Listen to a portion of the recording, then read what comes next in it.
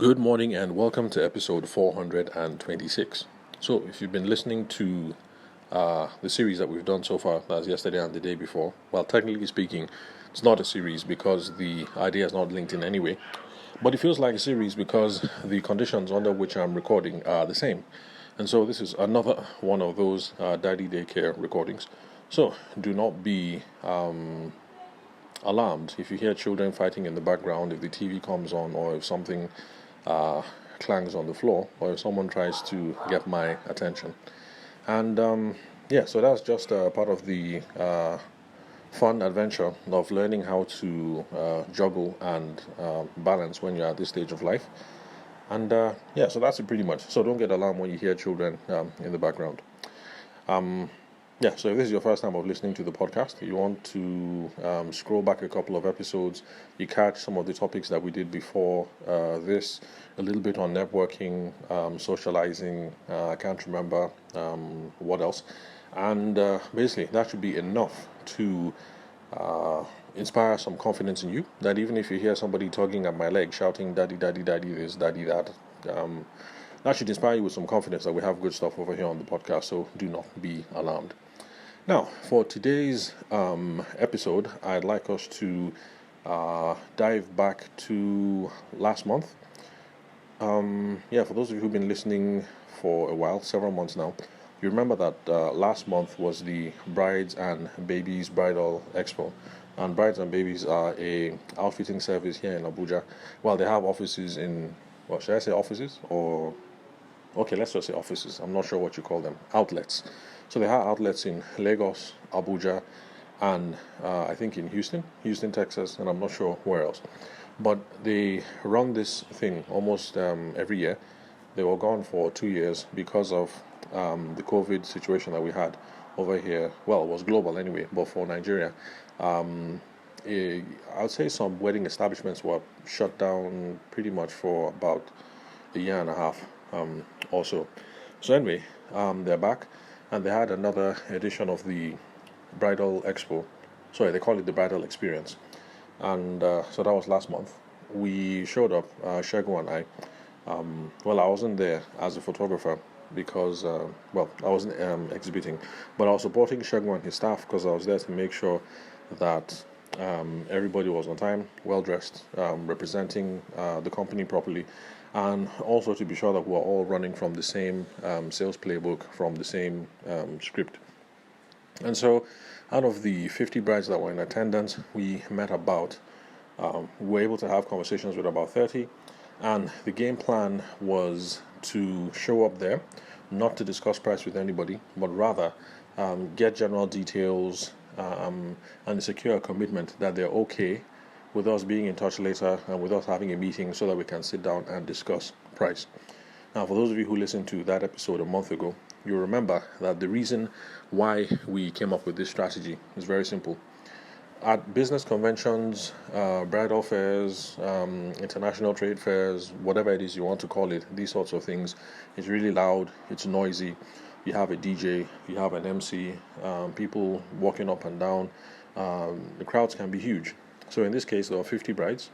Now, typically, the bride is not going to come alone. She's going to come with a significant other.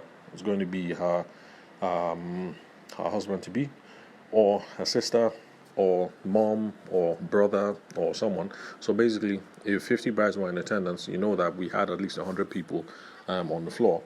And then, of course, similar number of vendors, I think maybe 20 or 30 vendors that were there, and each vendor, of course, you come with an assistant, and then in our own case, someone manning the machine, someone looking after the props. So for us at the stand, there were 4 of us.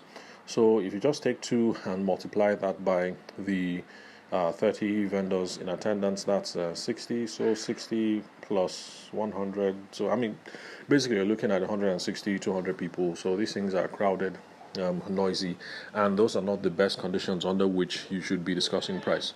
Now, that is my firm belief, and is part of the sales approach that I use.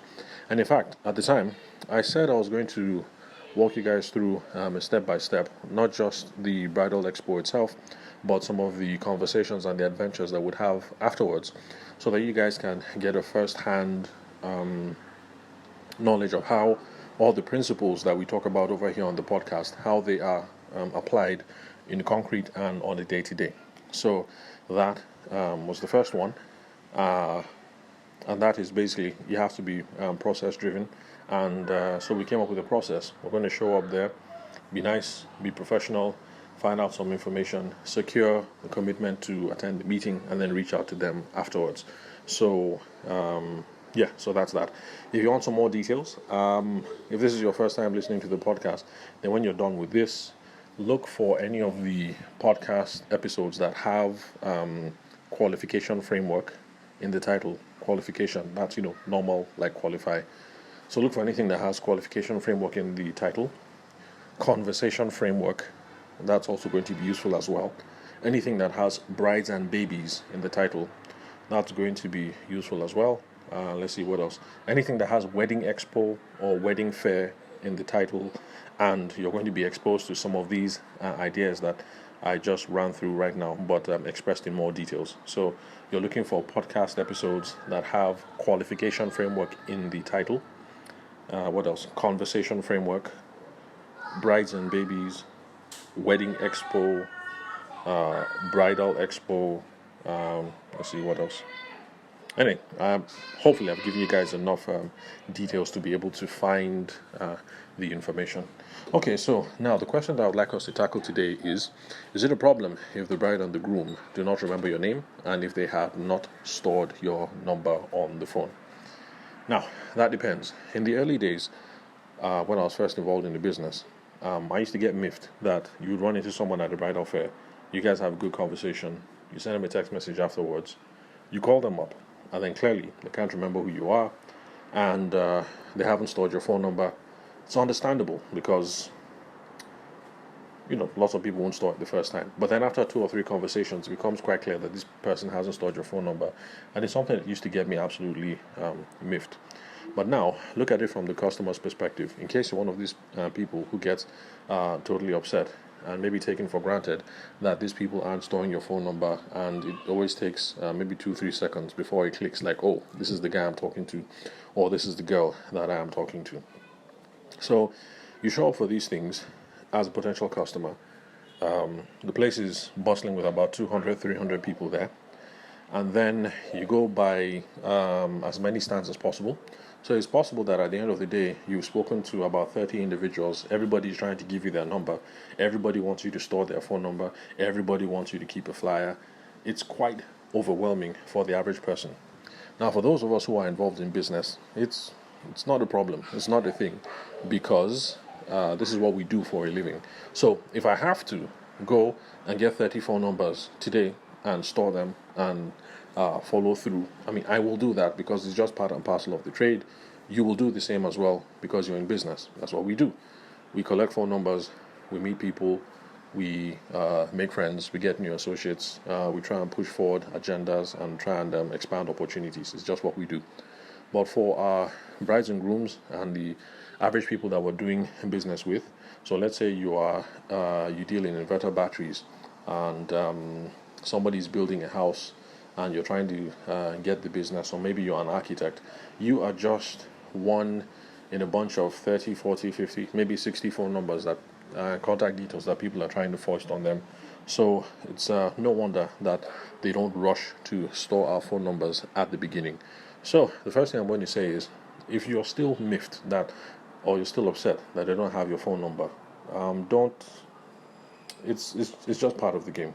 Don't take it personal. You call and move the game one step forward the best way that you can. Now, that's also one of the reasons why I say that at bridal fairs, it actually doesn't make any sense when you walk around trying to introduce yourself to brides and grooms, because there are people who walk up to brides and grooms and say, hey, nice to meet you. My name is Khadijat. I am the CEO of KLC Wedding Planners Limited, blah, blah, blah, blah, blah. But the thing is, it's a noisy environment. The bride is going to talk to 40 more people. 3 minutes after she meets you, she's not going to remember that your name is Khadijat, or your wedding planning company name, or anything like that. So I've always thought it was pointless to try introducing yourself anyway. That's why I introduced sorry, not introduced. I spoke to the associates that we had on the floor that day, and I told them to just head straight to interest. Are you interested in? To start the conversation that way. Hi, hello, good afternoon, whatever, appropriate greeting, and then just go straight to interest. Now, eventually, you're going to vibe with some guys or some girls, and at some point, they're going to say, "Can I have your phone number? Can I have your flyer?" Stuff like that. Now, the chances of you being remembered go up in this case because they have found something about you or your product or service engaging, and they are the ones who have tried reaching. They are the ones who have taken the initiative, and that's part of what will make you much more memorable. And that's part of the reason why I say, look, when you're on the floor, don't bother with introducing yourself. Not in the beginning anyway. You will introduce yourself later at some point, but in the beginning, it's too many faces, too much noise. Just go in there, stick to the plan. It doesn't matter who you are or what company it is that you represent for now. Then, let's see, what else? Okay, yeah. And then, now how do we deal with the fact that they are going to forget our name, our number, our face, and because they're also going to walk away from the expo with lots of promotional material, so they can't remember which promotional material is ours. So how do we deal with that? And this is the way that I choose to deal with it. I focus on having a professional and real conversational experience at the booth, so that there is something relational, something in the conversation that I can refer to at a later date that joggles their memory. For instance, at this last bridal fair, the dress code was white. Everyone was supposed to show up in white. Now, unfortunately, the only white thing I have was something that we made a couple of years ago. I have put on a few kilograms since then. I used to be 130 kg. I'm now back down to 123. And I'm hoping I should be able to hit 100 kilograms before the year is up. And I know some of you might be shocked, like, what? 100 kilograms? But anyway, that's, weight is relative. And so that's where I am. That's what I'm dealing with. I used to be a fairly athletic dude, so I put on the mass quite quickly after I left university. So where was I? Okay, yeah, so my white outfit didn't fit. So I went for the next best thing. I have a bright red adire with golden speckles all over, and then it has like a white breastplate, or should I say embroidered area. It's not really embroidered. It's not where the embroidery is supposed to be, but smack on the chest. So whenever anybody walked up to me and said, "Look, you're supposed to be wearing white," I would say, "Here, this is white," and I'd point to my chest because I had white over there. Now, of course, I also wear green glasses. If you've seen the what's it called? The podcast art or the cover photo or display pictures. I'm not sure what you call it for podcasts. So I wear green glasses. So basically, in a sea of white, I was the guy who is 6'1", 120 kg, wearing bright red and green glasses. It's kind of hard to miss. And like I said, I was trying to be conversational. So there was someone who came by the stand who had just graduated law school. So, we had that conversation. I said, my senior colleague, because if you've been listening to the podcast for a while, you know that my previous background is in law. My academic background is in law and some work experience. So we vibed on some of that. My senior colleague, blah, blah, blah, or whatnot. Another lady who was, we really went into how she met her husband, how principled and reliable he is. Let's see, what else? Another person that, okay, let me just leave it at those two. But then generally, since we were the only vendors there that had a photo booth and I was the only person, I have been confident reaching out to the people later on, text messages, phone calls, and starting the conversation with, "Hey, hi, is this so and so?" And they say yes. And then I say, it's the photo booth guy you met at Brides and Babies last month. And of course, the expression is, "Oh, I remember." So you see, in this case, I did not insist that they should have my name or my phone number. But once I started the conversation with, "Is the photo booth guy," everybody's like, "Oh, yeah, I remember. And then we're able to move forward with the conversation. So for now, it's fine. I am not insulted or miffed. or I don't feel taken for granted that they don't know that my name is Tabishima, or that they don't have the company details, or that they didn't store my phone number. So for now, every time I start the conversation, it's going to be, is the photo guy from Brides and Babies, and I'm going to be like, oh yeah, and then they remember, I'll move the conversation forward. Now, for the lady with the legal background, the strategy is the same. I pick up the phone and say, oh, how you doing? And she's like, oh, sorry, who is this? Oh, it's me, your senior colleague from Brides and Babies. And it's like, oh, yeah, how you doing? Blah, blah, blah, blah, blah. And then we start gisting. And with the lady who really loves her principal boyfriend, it's the same thing. Like, oh, how's Mr. Principal? Say, okay, you're that guy. Oh, I remember. And then the conversation flows. So for now, it's absolutely not a problem. And that's my advice to you. That they don't know your name, they don't know what your company is or whatever. The most important thing is that you guys had a nice professional relational conversation, and there are things that you can refer to in future conversations to jog their memory, and then you can move things one step forward.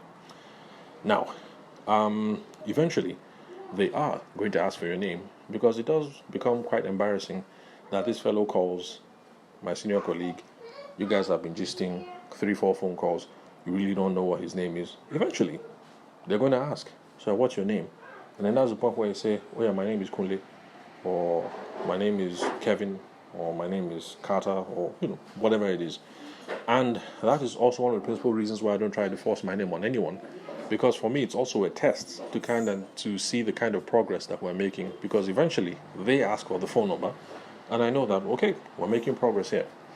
But on the other hand, there are some potential customers that you speak with.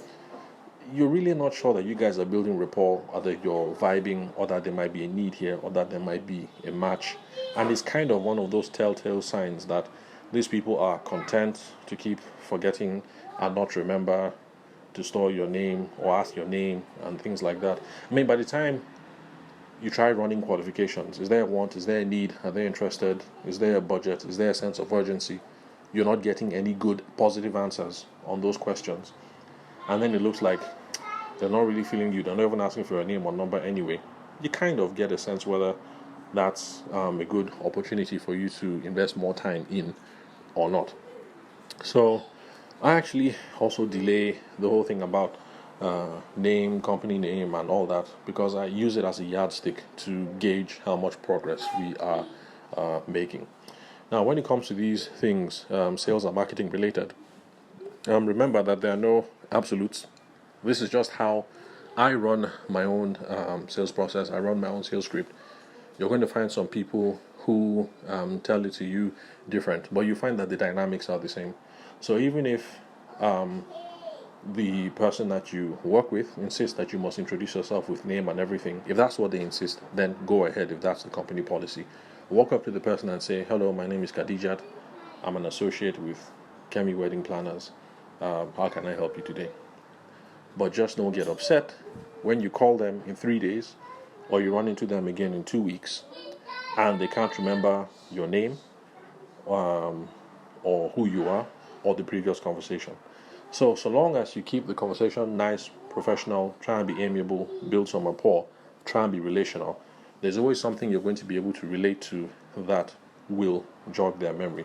So in this case, let's say Khadija, and Khadija wears a hijab, for instance, and maybe during the conversation, you know how you women like to compliment each other. I mean, guys, if you do it, it's awkward. If you look at the bride and say, oh, this is beautiful, this is nice, after a while it might get awkward.